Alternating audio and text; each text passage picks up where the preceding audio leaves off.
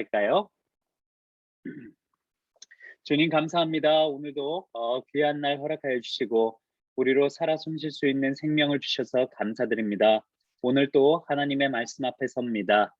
속죄제와 속건제의 이야기를 우리가 함께 나눌 때 우리를 향하신 하나님의 사랑을 알게 하시고 특히 지금 코로나가 4천 명이 넘어가는 그런 가운데 있는데 우리 모든 교인들, 성도들 다 이 코로나로부터 안전하게 지켜보아여 주시옵소서. 이 시간 온전히 성령께서 주장하여 주실 것을 원하고 믿사오며 귀하신 예수님의 이름으로 기도하옵나이다. 아멘. 자, 오늘 이제 함께 할 내용은요. 우리 127페이지 이제 속죄제물 2부고요.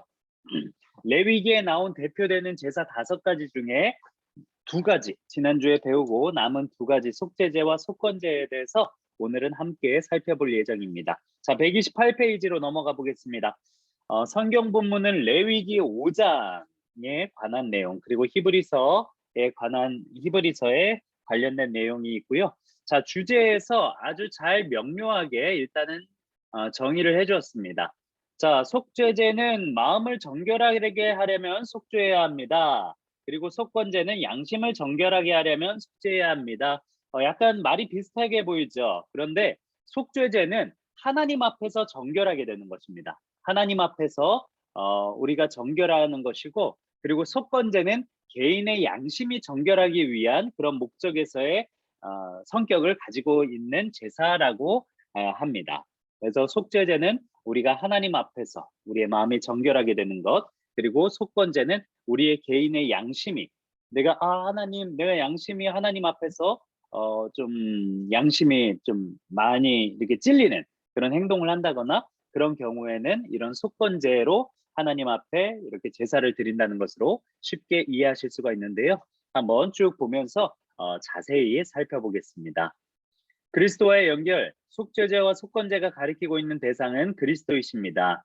그분의 사역은 우리 마음을 순전하게 하고 우리 양심을 정결하게 하며 우리를 자유롭게 해서 하나님의 영광을 위해 선한 행동을 하게 합니다. 네, 그 제사에 대해서 이제 예배, 뭐 제사라 그러면 약간 이질적일 수도 있으니까 뭐 예배를 지난주부터 우리가 하고 있지만 뭐 거기에 넣어야 되는 건 뭐 그 꿀 뭐 이런 것들 뭐 넣지 말라, 소금 뭐 이런 것도 넣고 여러 가지 그런 제사법에 대해서 그 안에 들어가는 재료들이 있어요. 뭐 담임 목사님께서도 말씀해 주셨지만 뭐 기름이라든지 뭐 그런 여러 가지 재료들을 봐서도 사실 우리가 하나님 앞에 쉽게 회개할 수 있는 것과 달리 그 당시에는 회개를 한 번 하는 것조차도 상당한 부담이 있었을 것이다라는 생각이 듭니다. 우리야 뭐 물론 지금 하나님 앞에 그저 이렇게 기도하면서 하나님 우리가 가진 이런 죄를 하나님 앞에 고백합니다. 하나님 뭐 용서해 주십시오 이렇게 할 수 있지만 그 당시에는 자신들이 가졌던 그런 재물들, 키우던 그런 가축들과 더불어서 뭐 소금이라든지 기름이라든지 뭐 이런 것들이 유목민이었던 이스라엘 사람들이 쉽게 드리기에는 사실 쉬운 것은 아니었거든요. 그렇기 때문에 그 당시에 가졌던 이 자신이 지은 죄악에 대한 무게는 오늘날 우리가 느끼는 것과는 정말 사뭇 다른 것 같습니다. 오늘 우리는 하나님 앞에 좀 죄를 짓는다고 해도 그것이 어느덧 좀 합리화를 시키거나 아니면 좀 우리의 마음에 좀 뭐랄까요, 더욱더 큰 양심의 가책을 주지는 않지 않나 싶어요. 그 좀 죄를 이렇게 범한다 해도 뭐 실질적으로 우리가 그 도덕적으로나 뭐 윤리적으로나 그런 죄를 범하는 것이 아니기 때문에 뭐 법적으로 죄를 범하는 것이 아니기 때문에 우리의 마음이 하나님 앞에서 그저 죄송합니다 이런 어떻게 보면 무게감이 좀 가볍지 않나 싶은데 그런 부분에 대해서 오늘 함께 이야기를 나누겠습니다. 자, 129페이지. 자, 셰익스피어의 4대 비극 중에 하나죠. 맥베스라고 하는 이런 작품은 전 시대를 통틀어 가장 비극적인 희곡 중 하나입니다. 맥베스의 아내는 벙커넌을 살해하는 것을 도운 후 양심의 가책으로 고통스러워하는 남편을 비웃었습니다. 그러나 결국 죄책감으로 인해 미쳐버린 건 아내였습니다. 목미호병으로 배회하던 그녀가 덩컨왕의 피가 어떻게 자기 손에 묻었는지를 횡설수설하듯 독백으로 내뱉으며 두 손을 비비는 장면은 가장 유명한 장면 중 하나입니다. 양심의 고통을 치유할 수 없었던 그녀는 이야기의 끝에서 결국 죽고 맙니다. 자, 죄책감을 본인이 이기지 못하고 그것을 극복하지 못하는 그런 한 사람의 모습을 볼 수가 있는데요. 자, 우리도 죄책감을 살아가면서 많이 느끼고 살아가죠. 죄책감이나 후회감이 들 때 우리는 이 감정을 어떻게 처리하려고 합니까? 자, 위에 나와 있는 맥베스의 아내가 그런 상황이었죠. 자신이 죄책감을 가지고 있지만 이건 내 탓이 아니야 하면서 남편을 비웃었지만 하지만 그 마음 가운데 억눌려 있던 죄책감은 결국 그녀를 죽음으로 이르게 했다는 것입니다. 그래서 우리가 마음에 죄책감이 들 때, 그럴 때 있죠. 죄책감이나 아니면 후회감, 그런 것들을 들 때 우리는 이 감정을 어떻게 처리하려고 합니까? 네. 뭐 저도 이 아이를 키우는 입장에서 가끔 이렇게 의사소통이 안 된다거나 아니면 좀 도를 넘었다거나 이러면 혼내킬 때가 있죠. 근데 한번 혼내키고 나니까 시간이 되돌아보면 '내가 그렇게 혼을 내야 했었나?'라고 후회감이 들 때가 있더라고요. 네, 사실 아이의 입장에서와 어른의 입장에서는 그 상황을 이렇게 느끼는 바가 다를 텐데 내가 아이의 입장에서 생각하지 못하고 그저 너무 이성적으로 이렇게 좀 생각해서 '아이를 다그친 것은 아닌가.' 그런 후회감이 들 때도 많이 있더라고요. 예, 그러면 제가 미안하다고 이렇게 얘기를 하면 "삐졌어." 예, 그럽니다. 예, 그러면 달래주느라 또 인제 뭐 맛있는 거 사주고 예, 그렇게 하죠. 네, 여러분들은 좀 후회스러운 감정이 들 때나 아니면 내가 죄책감이 들 때, 그럴 때 좀 어떻게 대처를 하시나요?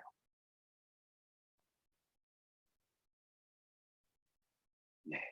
요 근래에 좀 죄책감이 들거나 아니면 좀 이런 내가 한 행동에 대해서 좀 후회하는 그런 마음이 들 때 혹시 있으시진 않으셨을까 싶습니다. 많은 사람들이 선택하는 것이 일단 그 정직한 사람은 그 죄책감에 대해서 해결하려고 하겠죠. 그런데 많은 요즘 살아가는 많은 사람들은 그 죄책감이 들 때 그 상황을 모면하려고 많이 합니다. 합리화를 많이 하려고 하고요. 그리고 그 상황을 회피하려고 하기도 하고요. 그래서 우리 기사를 많이 보시면 아시겠지만 여러 가지 사건, 사고들이 나오지 않습니까? 그때 흔히 많이 나오는 게 뭔가요?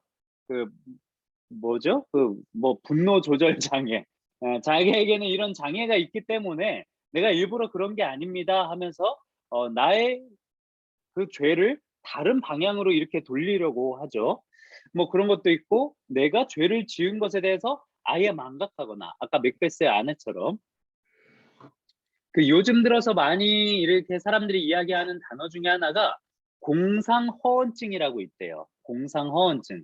이 공상허언증은 자신이 그렇게 한 게 아니라는 생각을 너무나 굳게 믿어서 실제로는 자기가 그렇게 했지만 자기가 그렇게 한 게 아니라고 이렇게 굳게 믿어버린답니다. 예, 그게 공상허언증이라고 하는데 요즘 오늘날 그래서 살아가는 많은 사람들은 그런 죄책감으로부터 자신이 탈피하기 위해서 혹은 회피하기 위해서 이런저런 방법들을 많이 사용한다는 것 같아요. 그래서 우리 같은 경우는 이런 죄책감이 들 때 어떻게 대처를 하는지, 네, 하나님께 이렇게 "죄송합니다." 이렇게 기도를 드리시는 뭐 경우도 많이 있겠죠. 자, 우리 한번 넘어가 보겠습니다. 속죄제와 속건제는 하나님의 자녀들이 하나님은 물론 이웃과 함께 조화를 이루며 살아가도록 하기 위해 만들어졌습니다. 그래서 속죄제와 속건제는 여러분 하나님과 하나님 앞에 정결 그리고 자신의 양심 앞에서 성결하게 되는 이런 주된 목적이 있다고 했잖아요. 그래서 어떻게 보면 이 두 가지는 사실 구분 짓는 데 있어서 모호한 것이 있습니다.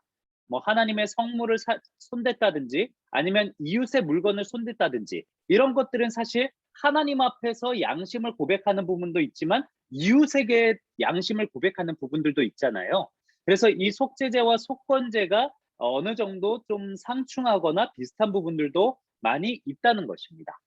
자, 속죄제는 하나님 앞에서 백성이 정결하게 되었음을 나타냅니다. 속건제는 죄로 야기된 피해를 보상하고 범죄자의 양심을 정결하게 하는 역할을 합니다. 자, 먼저 1번 보겠습니다. 속죄제. 마음을 정결하게 하려면 속죄해야 합니다. 자, 그 이스라엘 백성들은 살아갈 때 그 자신이 의도하면서 지은 죄를 무슨 죄라고 하나요? 고의적인 죄라고 하죠. 고의로 저지른 그런 죄. 그런 죄는 처벌이 굉장히 강했습니다. 하지만 자신이 죄를 지었지만 그것이 죄인지 알지 못하는 경우도 있었다는 것이죠. 그것이 바로 부지중에 지은 죄입니다. 그래서 사람들은 뭐 우리도 이렇게 기도하잖아요. 하나님 알게 모르게 지은 모든 죄를 용서하여 주십시오. 그렇게 많이 기도하지 않습니까? 우리가 살아가면서 고의적으로 저지른 죄는 사실 그렇게 많지는 않은 것 같아요. 정말 마음 가운데 범죄를 하겠다고 그렇게 의도적으로 하는 사람들은 마음의 행실이 사실은 악하죠. 그런데 대부분 사람들은 그렇게 악한 마음으로 죄를 저지르고자 하는 것이 아니라 내가 그렇게 하고 싶지 않았지만 사실은 알고 보니 그게 죄였다라고 하는 것들도 있었다는 것입니다. 자, 어떤 경우가 있을까요? 자, 뭐 오늘날에는 건설 현장 이런 데서도 뭐 물론 그런 것들이 있지만 사고 같은 경우, 어떤 한 사람의 실수로 인해서 많은 사람들이 피해를 입거나 그런 것들은 사실 의도하지 않았지만 안타까운 사고로 살인이 된 것이죠. 그래서 구약에서는 이렇게 부지중에 지은 죄, 뭐 제가 살인에 대해서 말씀드렸지만 뭐 그 공사를 하다가 누구를 죽였다거나 뭐 이런 사고로 일어난 것도 사실은 죄라고 그렇게 규정을 합니다. 그래서 이스라엘 백성들이 가나안 땅에 나중에 가서는 요단 동편과 요단 서편에 이 부지 중에 살인한 자를 위한 도피성이라는 곳이 마련이 돼요. 그래서 그곳에서 이렇게 제사장이 죽을 때까지 이렇게 좀 보호를 받으면서 지낼 수 있는. 그런데 이 고의적인 죄와 부지 중에 이렇게 자신이 알게 모르게 지은 죄에는 어떤 차이가 있습니까? 마음에 그런 의도하였는가, 의도하지 않았는가라는 그런 차이가 있겠죠. 자신이 마음에 의도하고 이런 범죄를 하였는가, 혹은 의도하지 않았지만 안타까운 사고로 인하여 그런 그 죄를 저지르게 됐거나. 네. 그런데 저는 이런 부지중 고의적인 대해서는 사실 할 말은 없습니다. 우리가 뭐 도덕적으로나 윤리적으로나 법적으로나 죄를 이렇게 지으면서 그렇게 살아가는 사람은 없잖아요, 우리 중에는. 그쵸? 그런데 부지중에 지은 죄에 대해서 제가 그래서 묵상을 해 봤는데 그런 마음이 들었어요. 내가 죄를 지은 것을 반복할수록 이것이 어느덧 죄인지조차 인식하게 못하게 되는 그런 상황이 생기지는 않을까. 네. 내가 처음에는 죄라고 인식을 했지만 그것이 계속해서 마음의 판례를 가지면서 '남들도 그렇게 하는데 뭐 나만 그러겠어?' 이런 생각이 들면서 계속해서 죄를 반복하다 보니까 나중에는 '아 내가 죄를 짓는구나.'라는 것을 망각하고 살아가 버리는 경우도 우리는 묵상을 해 봐야 한다는 것입니다.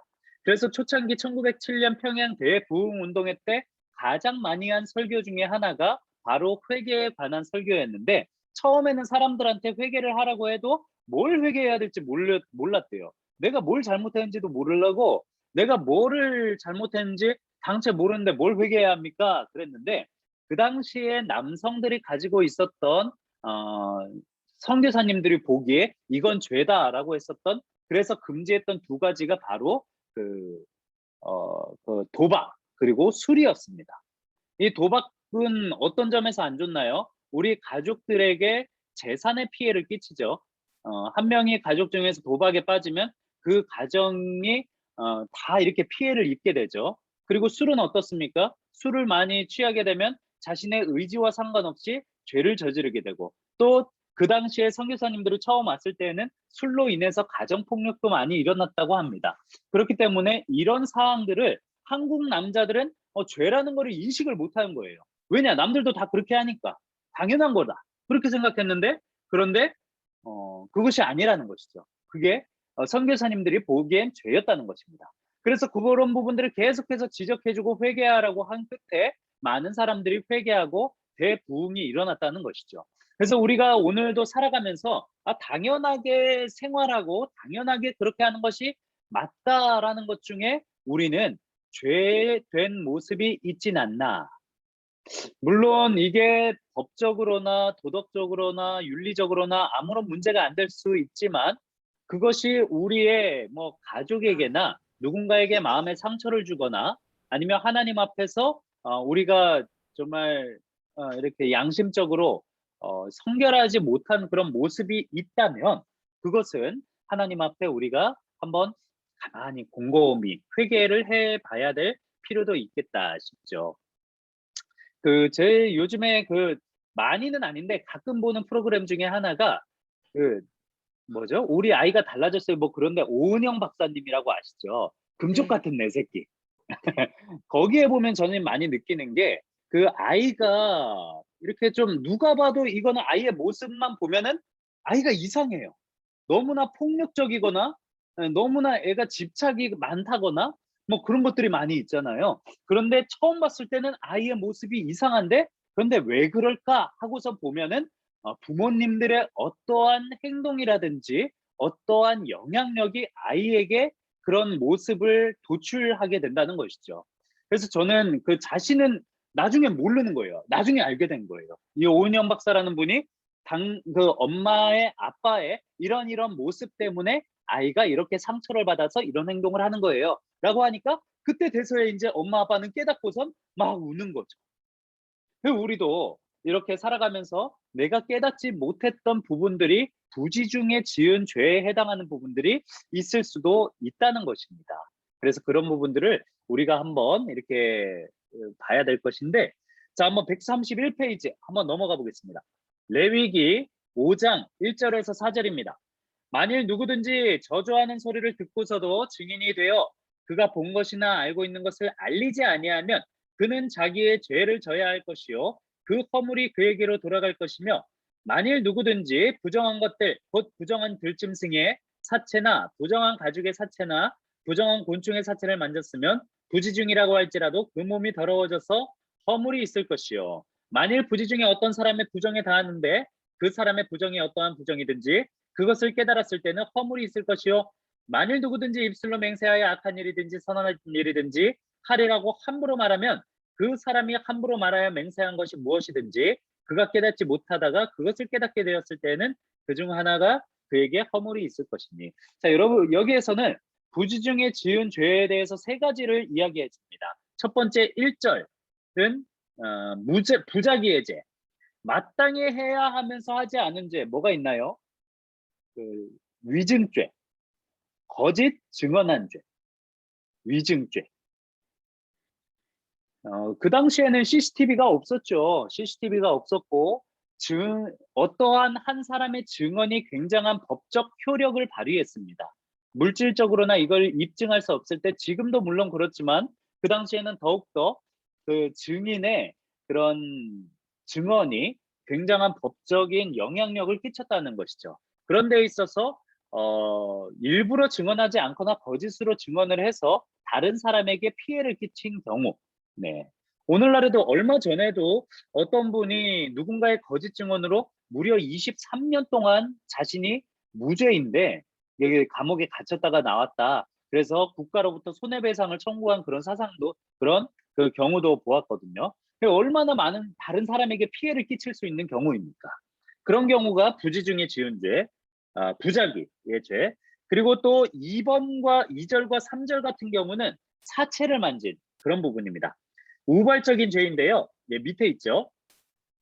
제2상 부정한 대상, 동물이든 인간이든 뭐 그의 시체나 동물의 사체, 뭐 배설물 이런 것들을 만지는 경우가 이에 또 해당한다고 합니다. 뭐 밑에 적혀 있지만 삼손이 나시린으로서 세 가지가 금해져 있던 사람이었어요.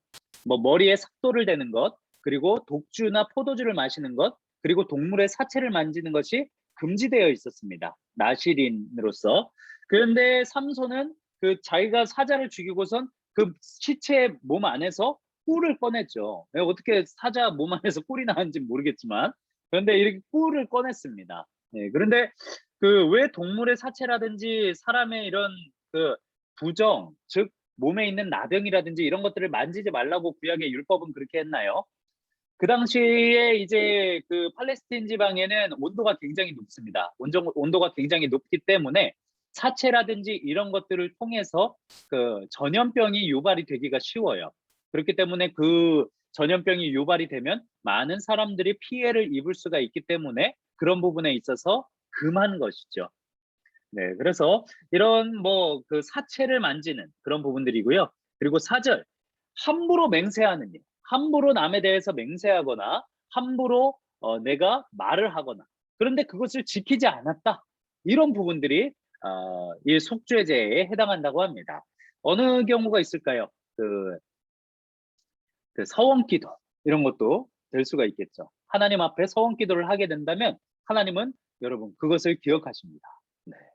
제가 군대 처음 갔을 때 군대 처음 가면은 다 빡빡이들이잖아요. 빡빡이들이니까 교회에 딱 가니까 얼마나 눈물이 나고 막 하나님이 위대해 보이고 얼마나 신실해지든지 교회 그 군대 교회 앞에 딱그 순금같이 되어 나오리라 다 이렇게 그 욥기의 말씀 23장 10절 다 말씀이 써 있는데 정금같이 하면서 막 찬양하면서 주님 내가 주의 종이 되겠나이다 라고 말을 했는데 제대를 하고 나니까 마음이 싹 달라진 거죠.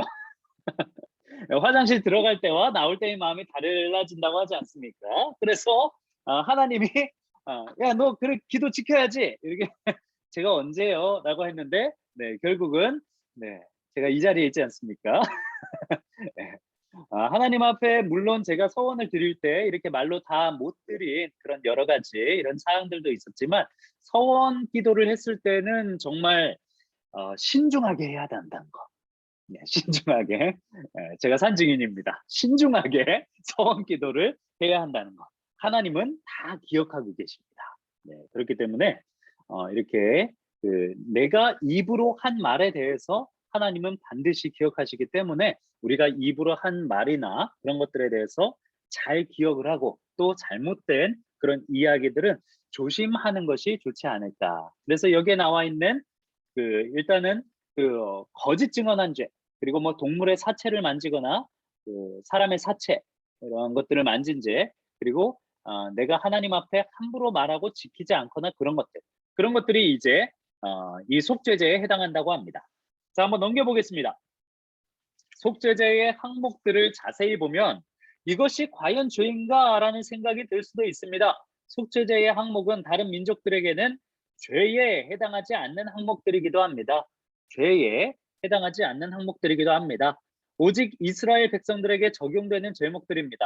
마찬가지로 하나님의 사람으로서 우리에게는 세상과 윤리적으로 적용되는 죄의 항목보다 훨씬 더 넓은 죄의 개념이 있다는 것을 기억해야 합니다. 넓은 죄의 개념이 있다는 것.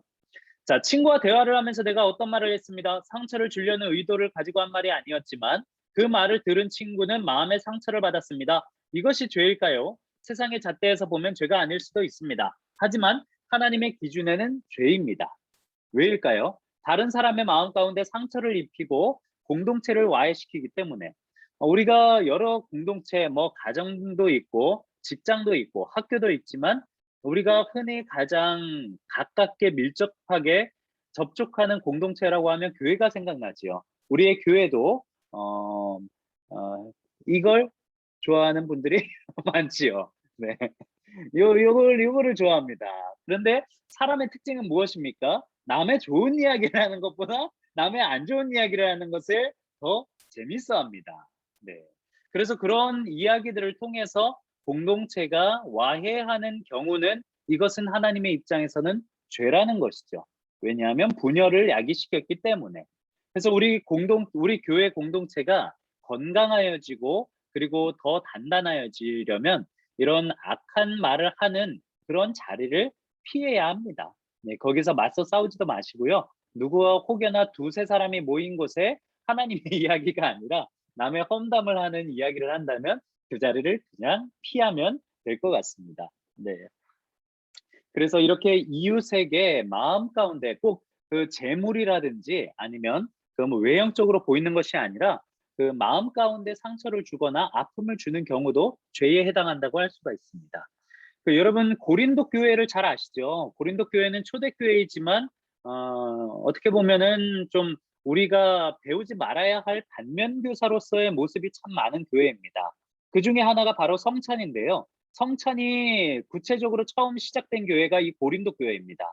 그런데 그 당시에는 성찬이 어떤 식으로 나뉘어졌었냐면 성찬이 지금처럼 이렇게 그 웨이퍼랑 뭐 이렇게 그 포도 음료로 해서 이렇게 나눠지는 것이 아니라 자신이 준비한 것들을 가지고 와서 함께 애찬하는 식으로 이루어졌었어요. 그런데 그 안에 문제가 뭐였냐면 부자도 있었고 가난한 사람들도 있었다는 것입니다. 이 말은 즉슨 부자들은 자신들이 가지고 있는 것을 누구보다 빨리 와서 나눌 수가 있었어요. 그런데 가난한 사람들은 일을 해야 했기 때문에 늦게 그 교회당에 도착했다는 것이죠. 근데 부자들이 이 가난한 사람들을 기다리지 않고 자기들끼리 음식을 나누고 먹고 가난한 사람들은 소외시켰다는 것입니다. 어떻게 보면 이 부자들은 그런 것들이 뭐 법적으로나 아니면 뭐가 문제가 돼요. 늦게 온 사람들은 늦게 온 사람들끼리 먹으면 되지 하는데 이렇게 벌써 거기에서부터 파가 나뉘게 되고 그리고 분열이 일어난다는 것이죠. 그래서 사도 바울은 그런 부분들에 대해서 분명하게 지적을 한 것이고요. 하나님이 보시기에도 이런 것들이 죄가 된다는 것입니다. 우리가 법적으로 정해져 있는 그런 그 테두리 안에서 죄라고 하진 않을지라도 하나님의 입장에서 하나님의 백성들이 서로 분열되고 와해되는 그런 모습들을 야기시키는 그런 행동이 있다면 그것은 죄라고 할 수 있다는 것이죠. 그래서 그런 부분들에 대해서 속죄제로 자신의 죄를 사하는 것입니다. 자, 속죄제는 우리가 세상에서 말하는 죄의 기준으로 사는 것이 아니라 하나님의 기준에 살아야 한다는 것을 알려줍니다. 그래서 우리의 삶의 기준이 대한민국 헌법이 아니라 하나님이 돼야 한다는 것입니다. 이웃 간의 관계에 있어서도 뭐 법적으로 문제 없잖아 이러면서 다른 사람들의 마음 가운데 아픔을 주고 상처를 주는 것보다 하나님 보시기에 어떨까 이런 마음을 가지고 살아간다면 모든 사람들에게 선한 영향력을 끼칠 수 있을 것입니다. 자, 세상의 기준으로는 죄가 아니지만 성도의 기준으로 죄가 될 수 있는 것들이 무엇이 있는지 생각해 봅시다. 자, 우리가 살아가면서 이렇게 교회 안에서 뭐 짧게 교회 안에서 이런 것들을 보면서 참 마음이 아팠어요. 네, 하는 부분들이 있나요? 네, 같은 공동체 안에서 교회 안에서 좀 이런 모습들을 보면서 어, 너무 마음이 아팠어요. 혹은 나는 교회 안에서 이런 것들 때문에 상처를 받은 적이 있어요. 그런 것들이 있으신지 한번 잠깐 생각해 보겠습니다.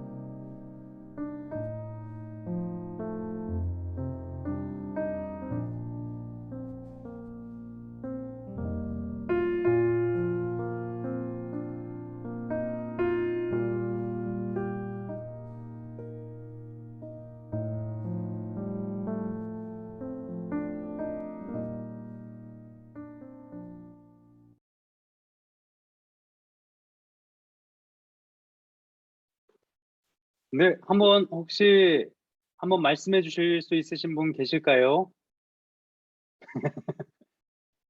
예, 저는 네, 우리 황혜연 집사님. 저는요, 그냥 그런 거 한번 생각해 봤는데, 우리가 지금 코로나라서 뭐 어디 가거나 이러는 게 안 되지만, 코로나 전에는 많은 분들이 여행도 하고, 뭐 국내든 국외든 많이 가시잖아요. 저도 뭐 많이 여행을 바빠서 그렇게 해본 적은 없지만, 그런 거 가끔, 이게 뭐가 제인지 아닌지 잘 모르겠고, 항상 갔다가 올 때 그런 생각을 한 적이 있었어요. 왜냐면은 제가 어떤 모임이라든가 어디에 속해 있잖아요. 근데 어딘가 갔다 오면 왜 이렇게 내가 가족이 생각나듯이 교회 사람들이 생각나고 뭐 할 때마다 아, 이분들한테 이런 거 하나씩 선물로 주면 어떨까? 내가 다녀왔으니까 그러니까 주고 싶은 마음도 있고 또, 또 이제 그렇게 생각이 날 때도 많더라고요. 그런데 또 그렇게 뭘 이렇게 하다가 가끔 또 뒤돌아서서 혹시 이게 뭐 누군가는 이게 내가 주었을 때 상처가 되지 않을까 하는 생각도 가끔 들 때가 있어요. 왜냐면 그분들도 어떤 상황이나 어떤 현실적에서 못 가실 사람들도 있을 테고, 그게 돈이 됐던 시간이 됐던 뭐 이런 게 있잖아요. 그러니까 뭐든지 이렇게 교회에서는 그러니까 뭐 내가 진짜 뭐 그냥 사회적으로 내가 어떤 친구라면 잘 그런 생각 안 했는데 뭐든지 교회라는 영역이나 테두리가 되면 그게 가끔 생각이 들더라고. 나는 무언가 선의로 베풀고 선의로 했던 것들이 이게 그 사람한테 그 사람이 직접적으로 말은 안 하지만 교회에서는 항상 그런 게 느껴지거든요. 직접적으로 말을 안 하지만 그 사람에게 상처가 되면 어떠지? 그 사람에게 뭔가가 마음이 뭐가 되면 어떠지? 나에게 직접 말은 안 하지만 이런 경우가 있거든요. 이게 뭐 답은 아니지만 그런 생각을 매번 자주 했던 것 같아요. 어유 답입니다. 네. 네, 아유, 감사합니다. 맞아요. 내가 선의로 이렇게 행했지만 받아들이는 입장에서는 이거를 또 이렇게 말씀하신 것처럼 좋은 마음에서만 받아들이지 않는 경우도 혹시 있을 수 있겠죠. 그리고 말씀하신 것처럼 다른 사람은 상황이랑 여건이 허락지 않는데 내가 어딘가에 뭐 여행을 갔다 왔다는 게 다른 사람의 마음에 좀 박탈감을 주거나 아니면 좀 힘들게 하거나 그런 경우도 있을 것 같습니다. 네. 정말 세심하게 그 깊은 곳까지 말씀을 잘 해주셨어요. 감사합니다. 자, 또 혹시 말씀해 주실 분 계실까요? 교회 안에서나 아니면 내가 겪었던 공동체 안에서 이런 모습들을 보면서 좀 상처를 받거나 아니면 좀 이런 모습들을 보면서 안타까웠어요. 아니면 내가 이런 것들을 잘못한 적이 있어요. 네. 예, 저는 강제를 좋아하지 않습니다. 그래서 제가 말씀드리면 저는 지난 주일날에 딱 그랬어요. 그 어떤 이제 권사님이 그 다른 권사님의 이야기가 나왔는데 저 그분이랑 얘기 안 한 지 40년 됐어요. 이러시더라고요. 예. 그러니까 노 권사님이시죠. 근데 교회 안에서 얼굴은 봤는데 40년 동안 얘기를 안 하셨대요.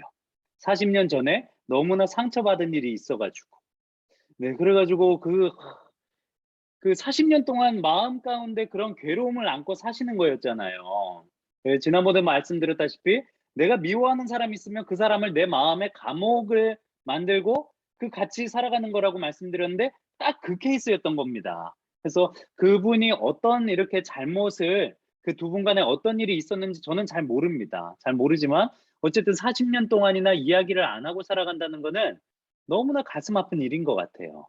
그래서 참 이런 마음 가운데 있는 그런 남을 향한 그런 미워하는 마음이나 그리고 어떠한 행동으로 인해서 다른 사람을 이렇게 미워하거나 아니면 미움을 받게 되는 경우가 있다면 그게 얼마나 교회 공동체 안에서 가슴 아픈 일이 아닐까 그런 또 한편으로는 생각을 하는데요.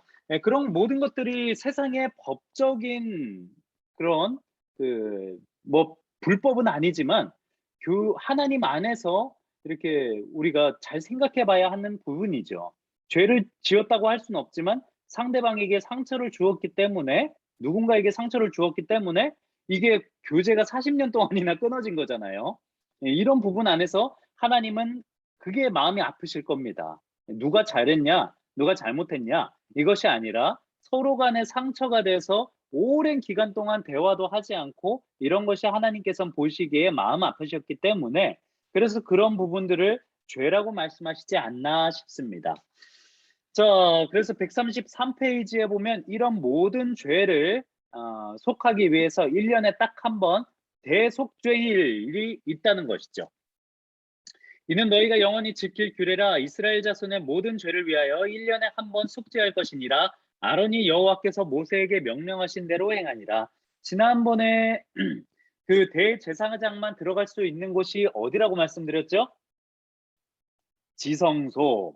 네, 지성소. 지성소에 들어가는데 1년에 몇 번? 한 번. 네. 그래서 들어갈 때 그 대제사장의 의복을 갖추고 들어간다고 말씀드렸죠.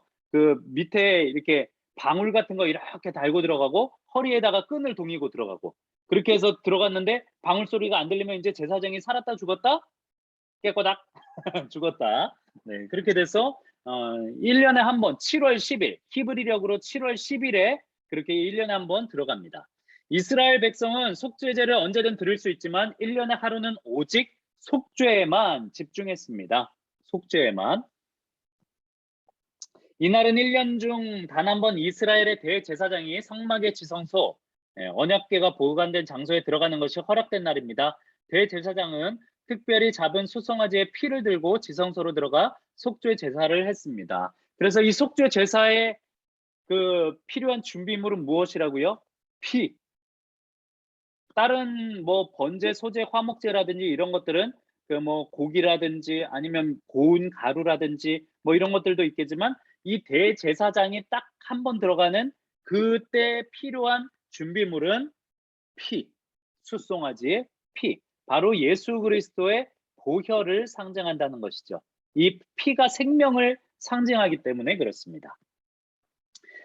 히브리서에서는 이스라엘 백성이 드리는 모든 희생제사가 그리스도의 십자가 대속의 그림자이자 예표라는 사실을 이렇게 설명합니다. 염소와 송아지의 피로 하지 아니하고 오직 자기의 피로 영원한 속죄를 이루사 단번에 성소에 들어가셨느니라. 그렇기 때문에 이제 이후로는 우리는 더 이상 어떠한 제물도 바치지 않아도 되는 것입니다. 예수 그리스도보다 더욱 완벽한 희생 제물은 없기 때문이죠. 그래서 이렇게 하는 동안에 이스라엘 백성들은 나가서 이제 옷을 찢고 막 머리에 재를 뒤집어 쓰고 막 이렇게 하는 거예요.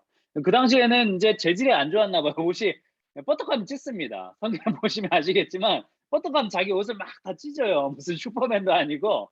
그래서 옷을 막 찢고 머리에 재를 뒤집어 쓰고 밖에서는 그렇게 막 이렇게 죄를 회개하고 있는 것이죠. 자, 그리고 속건제 보겠습니다. 속건제.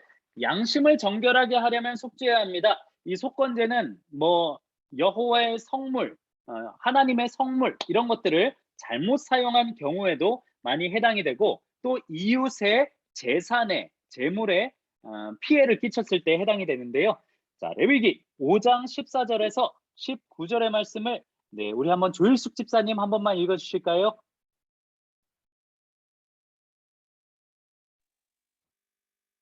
네, 레위기 5장 14절에서 19절 말씀. 여호와께서 모세에게 말씀하여 이르시되 누구든지 여호와의 성물에 대하여 부지 중에 범죄하였으면 여호와께 속건제를 드리되 내가 지정한 가치를 따라 성소의 세겔로 몇 세겔은 몇 세겔은에 상당한 흠없는 순양을 양떼 중에서 끌어다가 속건제로 드려서 성물에 대한 잘못을 보상하되 그것의 5분의 1을 더하여 제사장에게 줄 것이요 제사장은 그 속건제의 순양으로 그를 위하여 속죄한즉 그가 사함을 받으리라. 만일 누구든지 여호와의 계명 중 하나를 부지 중에 범하여도 허물이라 벌을 당할 것이니 그는 내가 지정한 가치대로 양떼 중 흠없는 순양을 속건제물로 제사장에게로 가져갈 것이요 제사장은 그가 부지 중에 범죄한 허물을 위하여 속죄한즉 그가 사함을 받으리라. 이는 속건제니 그가 여호와 앞에 참으로 잘못을 저질렀음이니라. 아멘. 네, 감사합니다. 그래서 이 속건제는 인간의 양심으로 인해서 다른 이에게 손해를 끼쳤을 때 그리고 하나님께 이렇게 잘못했을 때 여호와의 계명 중에 하나라도 부지 중에 범해도 이를 허물이라고 하게 된다는 것이죠. 자, 그래서 한번 밑에 보겠습니다. 하나님은 보상이 필요한 구체적인 상황에 대해 다음과 같이 제시하십니다. 여호와의 성물을 잘못 사용했을 때 하나님께 속한 것이나 제대로 드려지지 않은 금전적 가치가 있는 것들은 물론 하나님께 드리기로 약속했던 자산이나 마땅한 11조를 철회하는 것도 포함된다. 네, 11조. 네, 그 당시에는 더 이렇게 그 하나님의 헌금이라든지 하나님께 드리는 제물에 대해서 더욱더 기준이 엄격했던 것이 사실입니다. 그 사사기 가기 전에 이스라엘 백성들이 그 여리고성을 정복하고 그 다음 전투가 어디였냐면 아이성 전투였습니다. 그런데 아이성은 여리고성과는 다르게 너무나 쉽게 점령할 수 있는 그런 성이었죠. 하지만 이스라엘 백성들이 싸그리 패배를 하는데 그 이유가 무엇이었냐면 이 아간이라는 사람이 하나님이 취하지 말라고 하는 그런 성물을 취했습니다. 하나님이 여리고성 전투에서 그 모든 것들을 너희가 다 가지지 말고 여호와 하나님께 드리라 그랬는데 그 사람이 하나님이 드려야 할 것을 자기가 챙긴 것이죠. 그래서 그런 부분들에 있어서 지적을 당하고 이런 그 처벌을 당한 그런 경우가 이런 여호와의 성물에 대한 경우로 볼 수가 있겠습니다. 그리고 부지 중에 성물을 먹은 경우 5분의 1을 더하여 제사장에게 줄 것, 여호와께 바친 모든 것은 팔지도 못하고 무르지도 못한다. 그래서 뭐 부지 중에 성물을 먹는 경우, 그러니까 그 소재 같은 경우가 뭐 그렇죠. 소재 같은 경우에도 그 고운 가루로 떡을 만들어서 뭐 제사장에게도 주고 뭐 이렇게 나누고 이렇게 할 수 있지만, 그런 하나님께 드려야 하는 것을 내가 잘못 먹는다거나 우리의 자녀가 잘못 먹는다거나 이렇게 부지 중에 죄를 이제 알지 못했지만 죄를 범한 경우, 그럴 경우에는 5분의 1, 뭐 즉 그러니까 뭐 20%를 더해 가지고 주는 것이죠. 이런 그 제사를 누가 했었냐면 또 욥이라는 사람이 했습니다. 욥이 자녀가 10명이었잖아요. 그런데 자녀들이 잔치를 벌이고 난 다음 날에는 욥이 어떻게 했냐면 자녀들이 혹시나 잔치를 벌이다가 하나님 앞에 죄를 범하지는 않았을까? 죄를 범하지도 않았는데 혹시나 죄를 범하지는 않았을까? 부지 중에. 그래서 자녀의 숫자대로 하나님 앞에 제사를 드리고 예배를 드렸습니다. 자녀가 10명이니까 10번을 예배를 따로 드린 거예요. 그러니까 이런 경우가 이제 혹시나 우리 자녀들이 부지 중에 죄를 짓지 않았을까라는 마음에서 드린 것이죠. 아마 그래서 이 욥이라는 사람은 그 제사를 드렸다면 이 속건제에 해당하는 제사를 드렸을 것입니다. 자, 그리고 2번, 범해서는 안 되는 여호와의 계명 중 하나를 범했을 때 양심의 가책과 관련된 것으로 죄인이 율법을 알지 못해서 죄를 범했다가 깨닫고 알게 된 경우. 자, 3번, 도둑질이나 속임이나 착취로 이웃을 범했을 때 거짓 맹세, 보완 혹은 보증을 위해 주어진 물건을 돌려주지 않은 경우, 이웃이 잃어버린 물건을 줍고도 거짓말하는 경우. 네, 땅바닥에 뭐가 떨어져 있었어요. 되게 딱 좋아요. 딱 주웠는데 처음에는 돌려줘야지 했는데 지갑을 딱 열어보니까 엄마야 이게 노란 게 몇 장이야 대체? 마음이 바뀌는 거죠. 네, 사람의 마음이 그렇습니다. 그래서 물론 우리 모두는 다 잘 이렇게 돌려주고 그러시겠지만 이렇게 그렇지 않은 마음이 제가 그렇다는 거 아닙니다. 제가 그렇다는 거 아니에요. 저 잘 돌려줍니다. 물론 줍는 일이 없어요. 물론 줍는 일이 있으면 모르지만 줍거나 그러면 당연히 돌려줘야죠. 그런데 악한 마음이 드는 경우, 돌려주고 싶지 않은 경우. 그리고 또 어떤 경우가 있습니까? 남의 것을 빼앗는 경우. 남의 동산이라든지 남의 부동산이라든지 남의 재물이라든지 이런 것들을 자신이 빼앗는 경우에도 이런 부분에 해당한다고 합니다. 네. 그래서 그 모든 것들을 하나님께서는 아신다는 것이죠. 하나님께서는 아시고 하나님께서 갚아 주신다는 것입니다.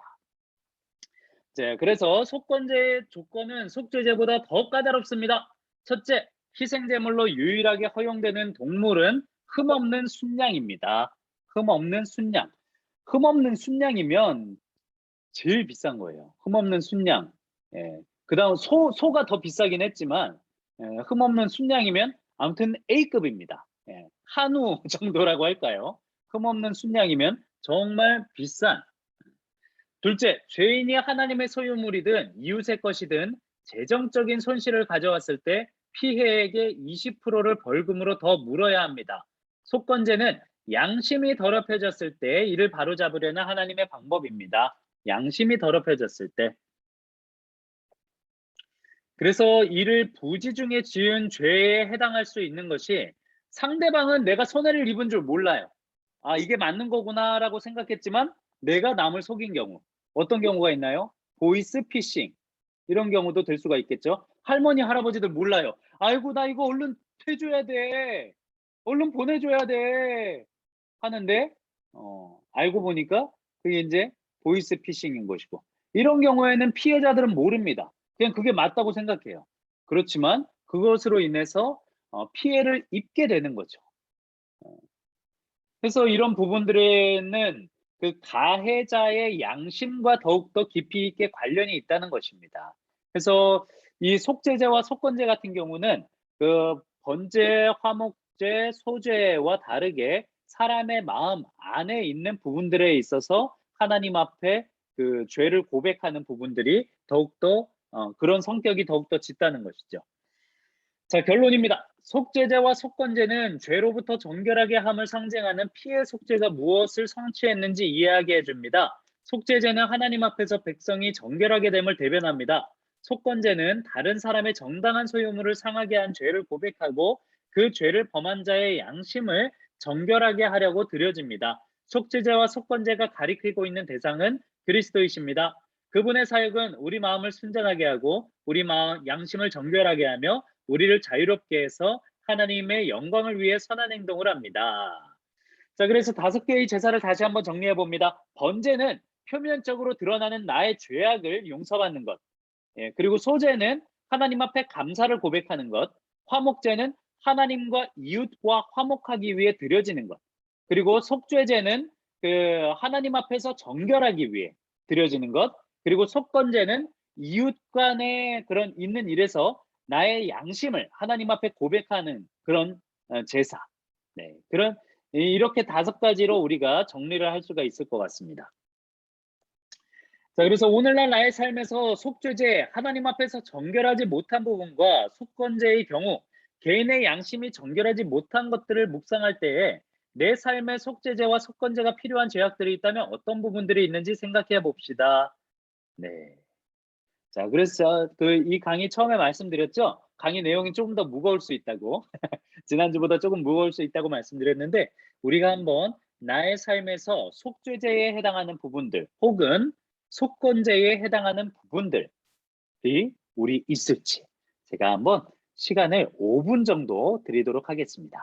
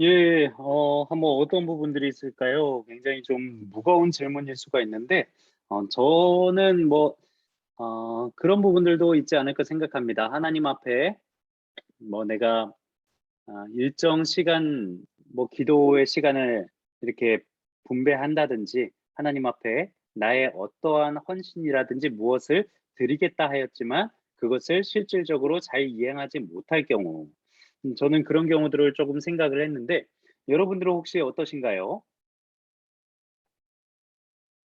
네, 한번 말씀해 주실 분 계실까요?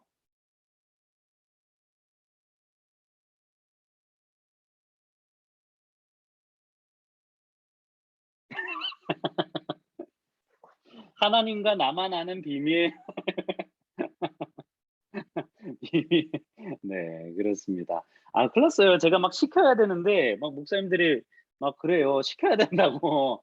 계속 막 시켜야 된다고 막 그러는데, 제가 그걸 잘 못해요. 강제로 이렇게, 뭐 이렇게 하라는 걸 잘 못하는데, 네. 제가 참 물렀습니다. 사람이 너무 물러가지고, 이런 걸 이렇게 참 잘 못하는데, 그런데 이제 그 시즌 3 되면은 교회에서 얼굴 보고 이제 할 예정이거든요. 그때는 조금 더 과감하게 시킬 예정입니다. 네, 그때는 조금 더 이렇게 함께 얼굴 보면서 그냥 같이 있으면 또 이제 나눔하는 것이나 그런 것들이 더 이렇게 원활하게 진행이 될 것이기 때문에 네, 아마 이렇게 줌으로 이렇게 보고 하는 것도 만들지 않을까 싶어요. 교회 못 오시는 그런 상황이 있으신 분도 있으실 수도 있기 때문에 예, 그렇지만 좀 얼굴 보고 하면 조금 더 나눔이 용이해지지 않을까 싶습니다. 예, 그러한 점에서 우리 한번 박순주 집사님 한번 말씀해 주실 수 있으실까요?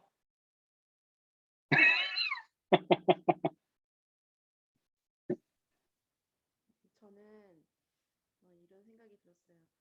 어, 이 말씀을 읽고 뭐 이렇게 하면은 저를 대입해서 생각하고 반성하고 해야 되는데 안 들릴까요? 들리세요? 네, 소리가 작게 들려가지고요. 조금만 더 크게 말씀해 주시면 감사하겠습니다.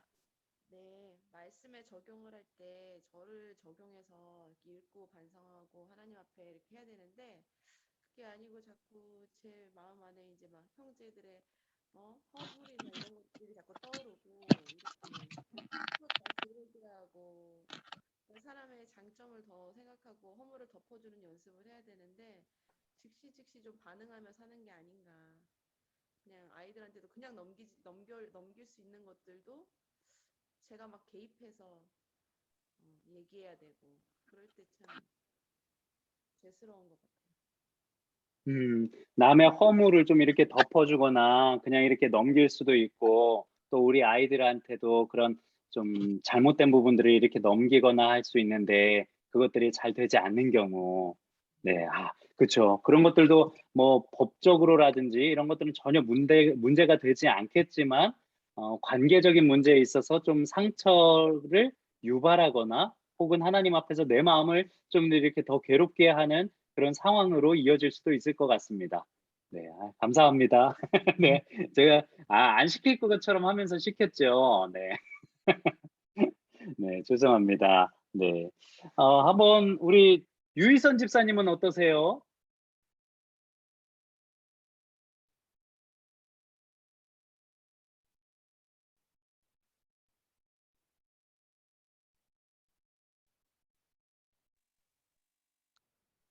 여보세요?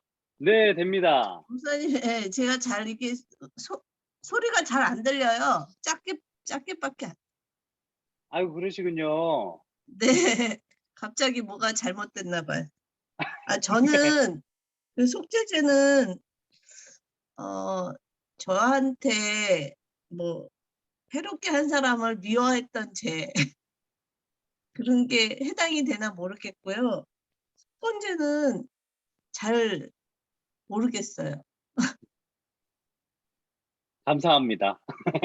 네.